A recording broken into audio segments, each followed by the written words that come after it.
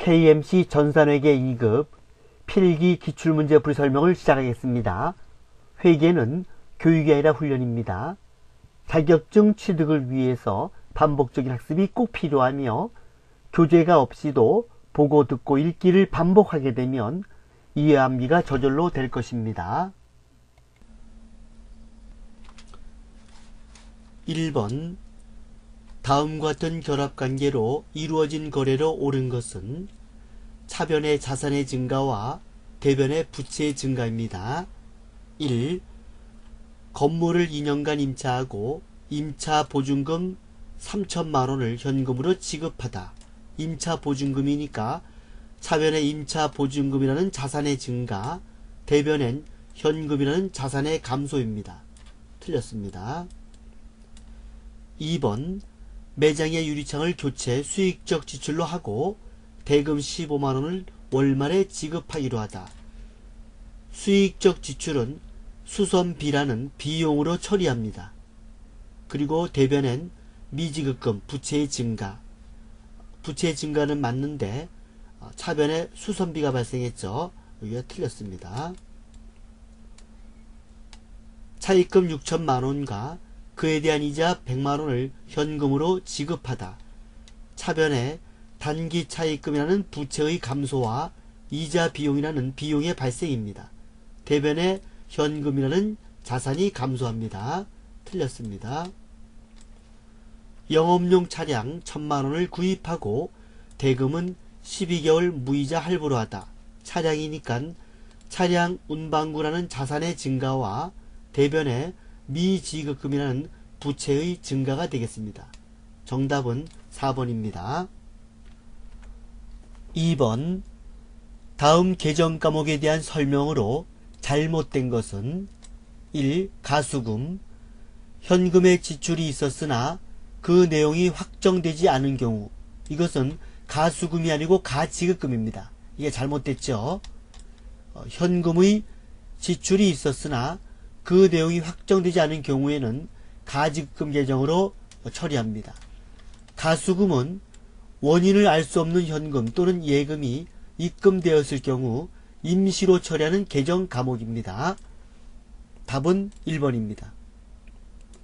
선수금은 상품 매출에 대한 주문을 받고 미리 계약금을 받은 경우 맞습니다. 미수금은 상품 이외의 것을 매각하고 대금을 외상으로 처리하는 경우 맞습니다. 예수금은 급여 지급 시 종업원이 부담할 소득세 등을 회사가 일시적으로 받아두는 경우 맞습니다. 3번 다음 거래에 대한 잘못된 분계로 재무제표에 미치는 영향으로 옳은 것은 본사 건물에 대한 냉난방 장치를 설치하고 대금 2천만원을 당좌수표를 발행하여 지급하였다. 이는 자본적 지출에 해당한다. 자본적 지출은 자산의 가치가 증가하는 것이고 수익적 지출은 원상 복귀하는 개념입니다. 자본적 지출일 때는 건물로 처리해야 되는데 여기서는 수익적 지출인 수선비로 처리를 했습니다. 자산으로 처리할 것을 수선비로 잘못 처리했죠. 이런 경우는 자산이 과소계상이 되고 비용이 과대계상이 됩니다. 비용이 과대계상됐기 때문에 당기순이익이 줄어들어서 당기순이익의 과소계상입니다. 1번 자산의 과대계상 틀렸습니다. 당기순이익의 과대계상 틀렸습니다. 부채의 과소계상 부채는 나오지 않았죠. 비용의 과대계상 그렇죠. 자산으로 할 것을 비용으로 했기 때문에 비용의 과대계상입니다. 답은 4번이 되겠습니다. 4번 다음 자료를 이용하여 순매출액을 계산한 금액으로 옳은 것은 순매출액은 총매출액에서 매출환입 그리고 매출애누리 매출할인 이 3총사를 빼는 겁니다. 매출환입 매출애누리 매출할인입니다. 그럼 이 문제에서는 총매출액 50만원이죠. 50만원에서 매출환입을 빼고 매출애누리를 뺍니다. 매출 운반비는 상관이 없습니다. 그래서 정답은 3번인 48만 5천원입니다. 5번 유형자산에 대한 설명으로 옳지 않은 것은 1. 판매를 목적으로 보유한다. 이거 틀렸습니다. 판매를 목적으로 보유하는 자산은 재고자산입니다. 상품을 말하죠. 답은 1번이 되겠습니다. 유형자산은 물리적인 형태가 있다. 유형, 형태가 있다는 얘기입니다.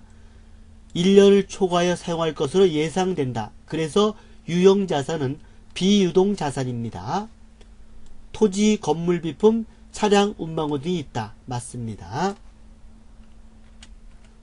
6번 다음 중 영업의 비용만으로 묶은 것은 영업의 비용은 이자비용, 기부금, 그리고 손실자 들어가는 비용, 기타의 대손상각비 이렇게 4개를 외워두면 좋겠습니다.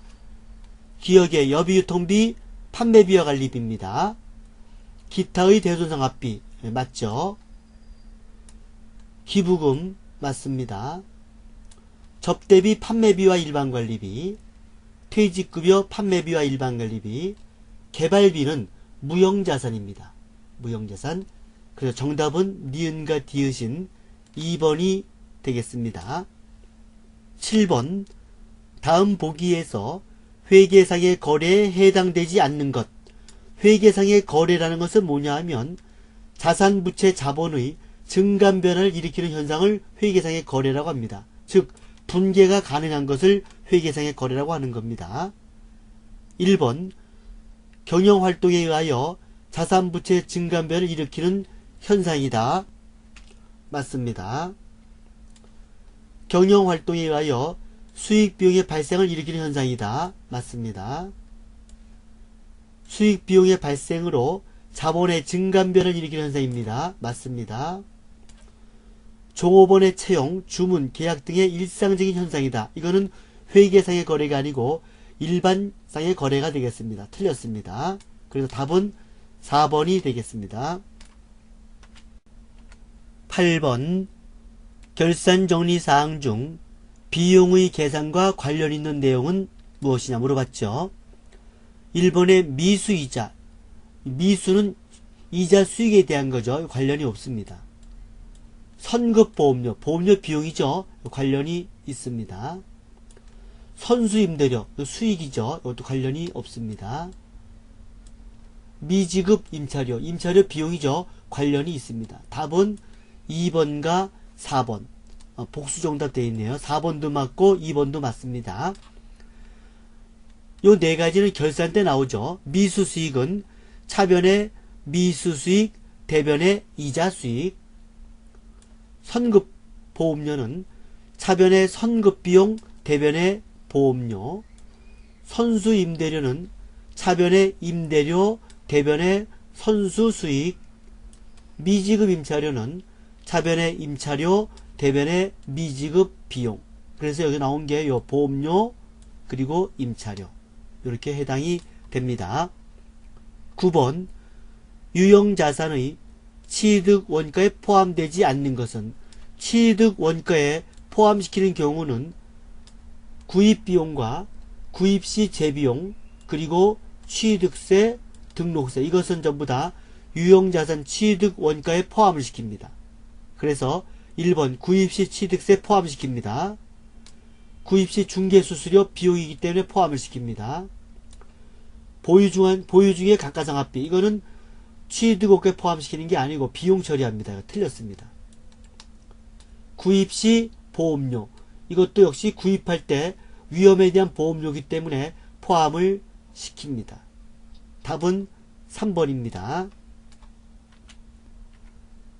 10번 인출금 계정에 대해 올바르게 설명되지 않은 것은 틀린 걸 물어봤습니다.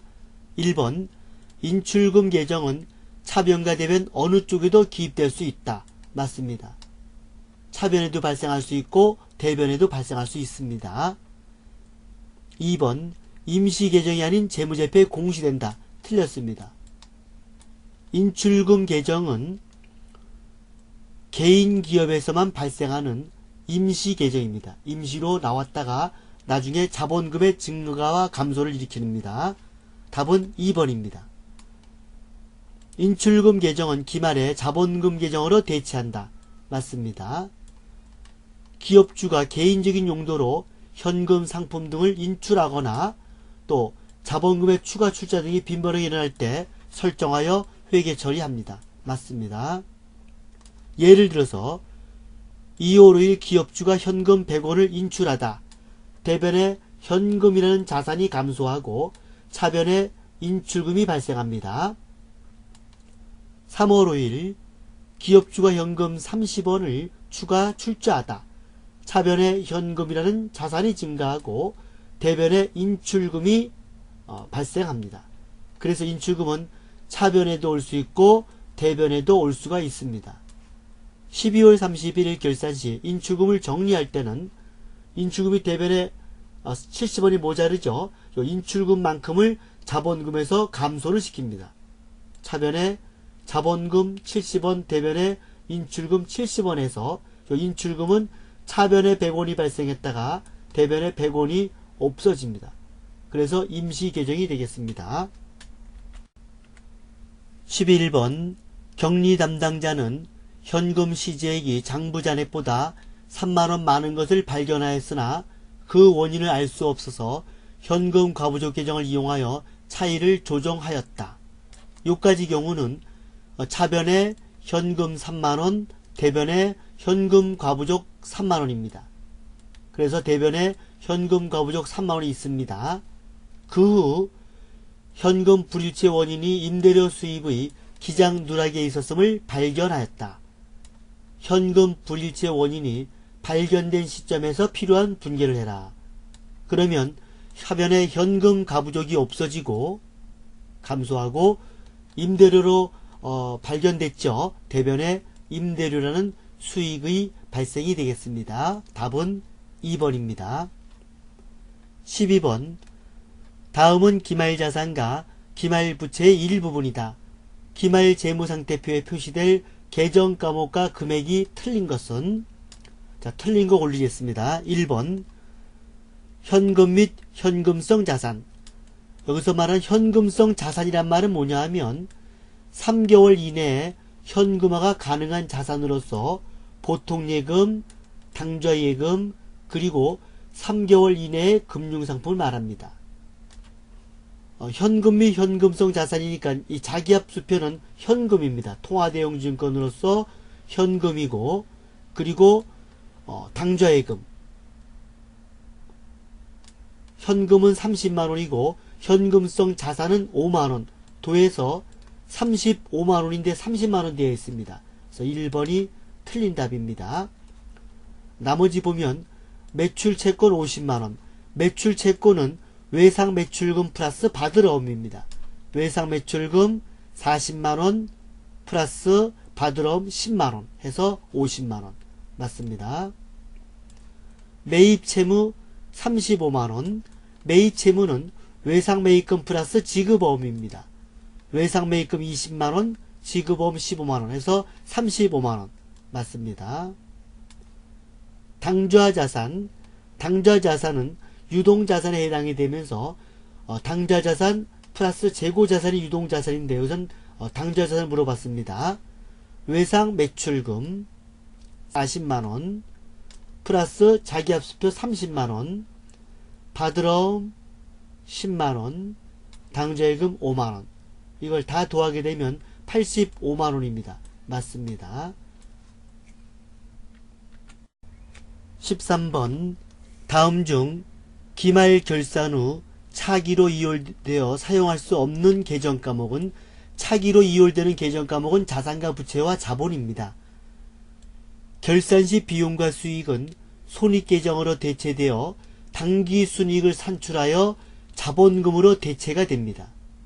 그러고 나서 자산, 부채, 자본은 차기로 이율이 됩니다. 그래서 차기로 이율되어 사용되는 건 자산, 부채, 자본이고 비용과 수익은 차기로 이율되지 않습니다. 매입 채무 부채이기 때문에 차기로 이율됩니다. 매출 채권 자산이기 때문에 차기로 이율됩니다. 매출원가는 비용입니다. 그래서 이월되지 않습니다. 답은 3번입니다. 현금성 자산은 자산이기 때문에 차기로 이월이 됩니다. 14번 다음은 12월 상품 재고장이다. 재고자산 평가 방법으로 총평균법을 사용할 경우 12월의 매출 총이익은 얼마인가? 총평균법이라는 말은 뭐냐면 매입 단가를 한 달에 한 번 계산하는 겁니다. 그럼 이 문제에서 단가를 구한다면 기초가 여기 10,000원 있네요. 10,000원. 그리고 매입한 게 50,000원. 또 매입한 게 20,000원. 그래서 10,000원과 50,000원과 20,000원 더하게 되면 80,000원입니다. 80,000원. 80,000원 나누기 수량 따지면 여기가 100개, 그리고 500개, 그리고 200개입니다. 모두 다 더하면 800개죠. 수량은 800개. 이렇게 해서 구하는 게 바로 평균 단가입니다. 이게 총평균법입니다. 그래서 평균 단가가 얼마가 되냐면 100원이 되겠습니다. 100원. 여기 나와 있죠. 기초금액 플러스 매입금액에서 80,000원, 기초수량하고 매입수량 해서 800개 해서 100원이 나왔습니다. 물어보는 말은 매출 총이익을 물어봤습니다. 매출 총이익은 매출액 마이너스 매출 원가 해서 매출 총이익을 산출하는데, 매출액은 여기 매출이 두 개 있습니다. 매출이 250개 곱하기 210원 해서 52,500원, 또 250개 곱하기 210원 해서 52,500원. 모두 500개 팔았습니다. 500개를 210원에 파는 요 매출액에서 매출 원가는 지금 팔린 게 500개죠. 500개에 대한 평균 단가 아까 구했죠. 100원. 그래서 500개 곱하기 100원. 이게 바로 매출 원가입니다. 그래서 매출 총이익은 매출액에서 매출 원가를 빼서 매출 총이익을 산출합니다. 여기서 가장 중요한 거는 이 매출 원가를 산출하는 겁니다. 답은 1번이 되겠습니다. 15번 상품 이외의 매매 거래 시 발생하는 계정 과목은 상품을 매입할 때 외상 매입금 지급 범위라는 계정 과목이 발생합니다. 그래서 이 두 계정 과목을 우리는 뭐라 그러냐면 매입 채무 그럽니다. 매입 채무.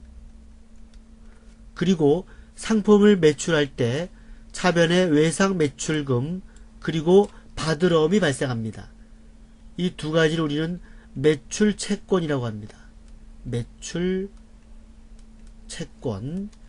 여기 외상 매출금, 받으러움, 외상 매입금. 이것은 상품 매매고 상품 이외의 매매 거래일 때는 미지급금이 되겠습니다.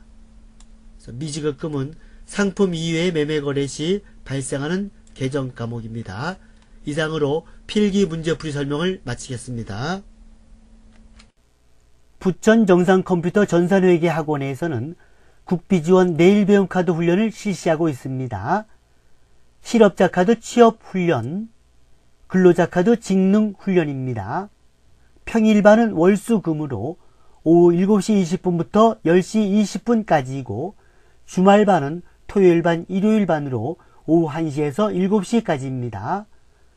고등학교, 대학교 재학생도 수강이 가능합니다. 인터넷 동영상 강좌 수강 안내입니다. 전산회계 2급, 전산회계 1급, 전산세무 2급, FAT 1급, 정규과정과 기출문제 풀이이며 정규과정 교재 파일은 제공합니다. 전과정 1개월에 7만원이고 2개월에 10만원입니다. 학원생은 무료로 수강할 수 있습니다.